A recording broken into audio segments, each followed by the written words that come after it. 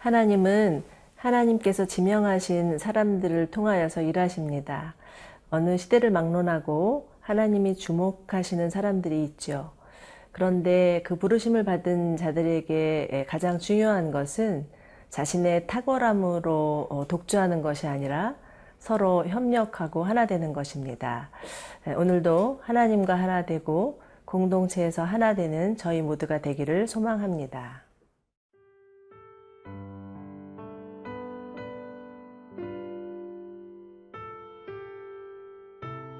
민수기 34장 16절에서 29절 말씀입니다.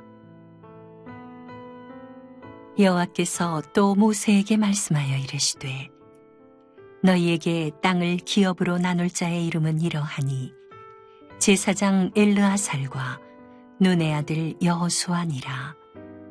너희는 또 기업의 땅을 나누기 위하여 각 지파에 한 지휘관씩 택하라. 그 사람들의 이름은 이러하니 유다 지파에서는 여분네의 아들 갈렙이요, 시므온 지파에서는 암미후세 아들 스무엘이요, 베냐민 지파에서는 기슬론의 아들 엘리다시요, 단 자손 지파에서는 지휘관 요글리의 아들 붓기요, 요셉 자손 중 므낫세 자손 지파에서는 지휘관 에봇의 아들 한니엘이요, 에브라임 자손 지파에서는 지휘관 십단의 아들 그무엘이요, 스불론 자손 지파에서는 지휘관 바르낙의 아들 엘리사반이요, 이사갈 자손 지파에서는 지휘관 아산의 아들 발디엘이요, 아셀 자손 지파에서는 지휘관 슬로미의 아들 아히후시요, 납달리 자손 지파에서는 지휘관 암미후세 아들 구다헤린이라 하셨느니라. 이들이 여호와께서 명령하사 가나안 땅에서 이스라엘 자손에게 기업을 받게 하신 자들이니라. 이스라엘의 지도자 모세의 임무는 이스라엘을 모압 평지까지 인도하는 것이었습니다. 하나님은 이제 모세의 뒤를 이을 차기 지도자들을 택하시는데요. 16절에서 17절입니다. 여호수아께서 또 모세에게 말씀하여 이르시되 너희에게 땅을 기업으로 나눌 자 이름은 이러하니 제사장 엘르아살과 눈의 아들 여호수아니라.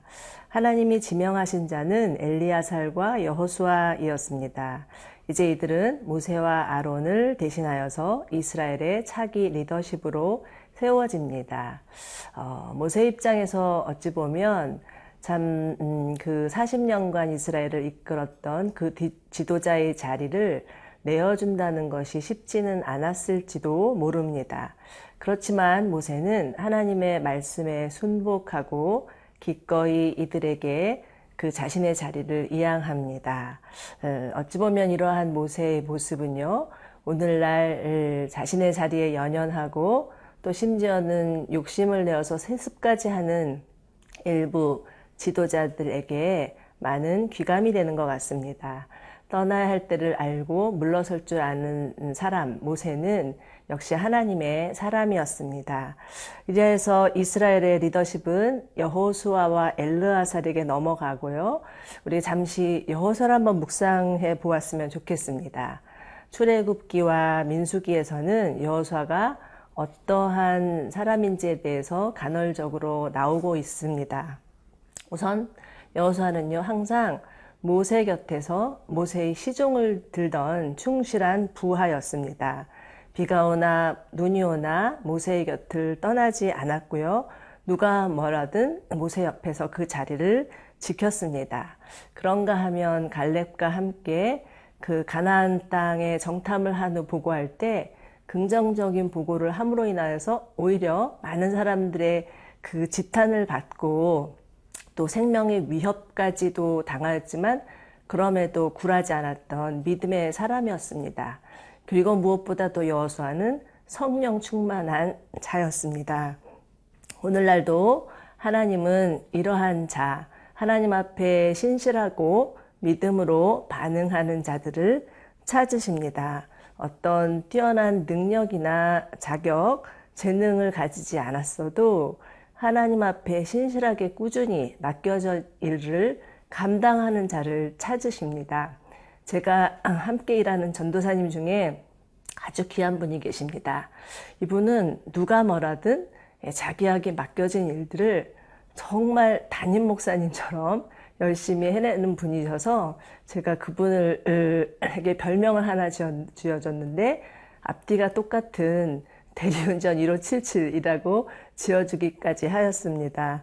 사랑하는 여러분, 하나님은 여러분을 찾으실 때 여러분은 어떻게 하나님 앞에 반응하시겠습니까? 어찌 보면 내가 좀 몸이 연약하고 가진 것이 없고 상황이 허락되지 않는다라는 것은 핑계일 수도 있습니다. 하나님은 우리의 마음의 중심을 보시고 그 중심에 순종하는 자에게 기름 부어 주시는 분입니다. 비록 우리가 부족하고 연약해도 하나님, 제가 여기 있습니다. 저를 있는 모습 그대로 받으시고 사용하여 주시옵소서라고 기도하는 저희들 되기를 바랍니다.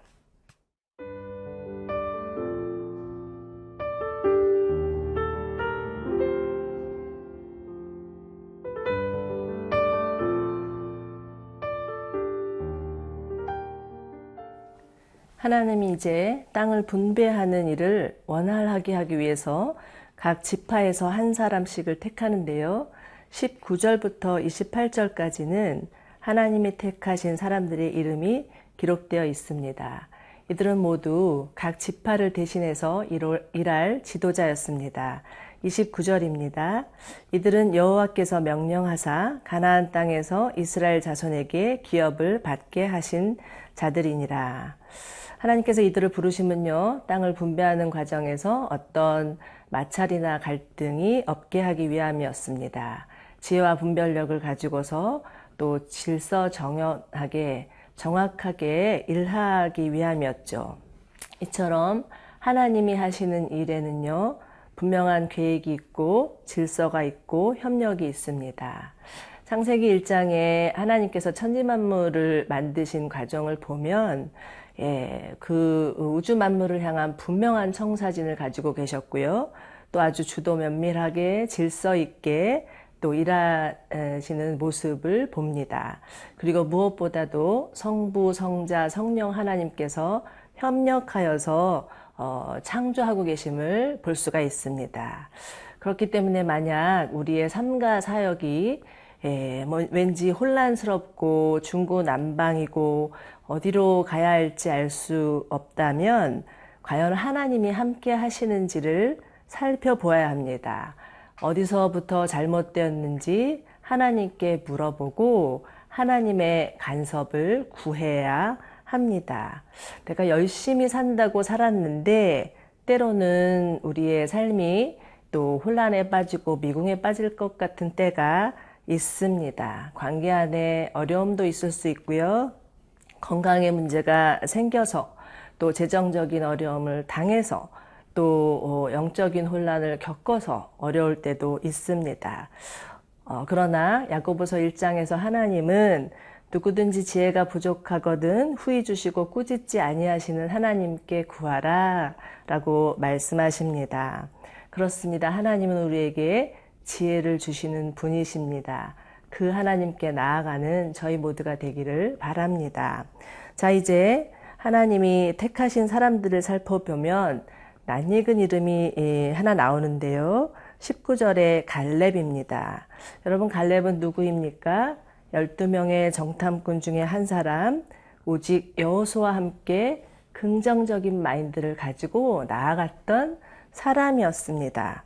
그런데 그의 출신 배경을 보면 아주 흥미롭습니다. 그는 혈통적으로 이스라엘 사람이 아니었습니다. 이방 그나스 사람이었죠.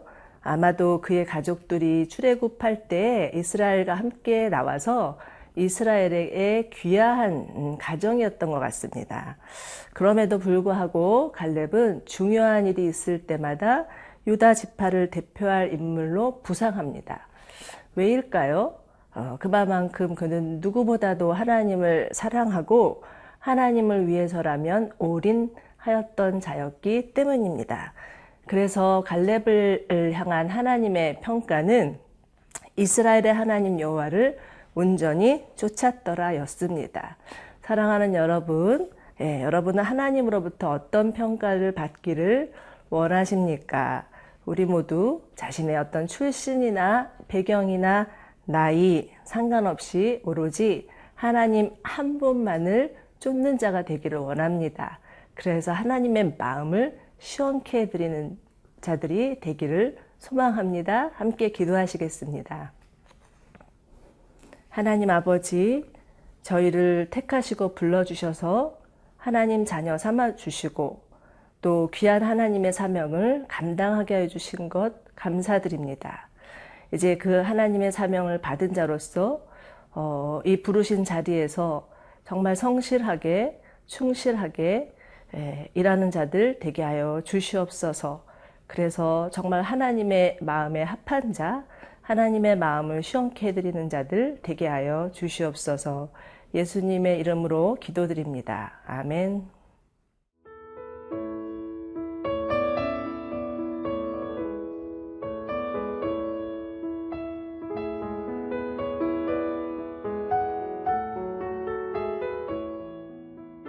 이 프로그램은 시청자 여러분의 소중한 후원으로 제작됩니다.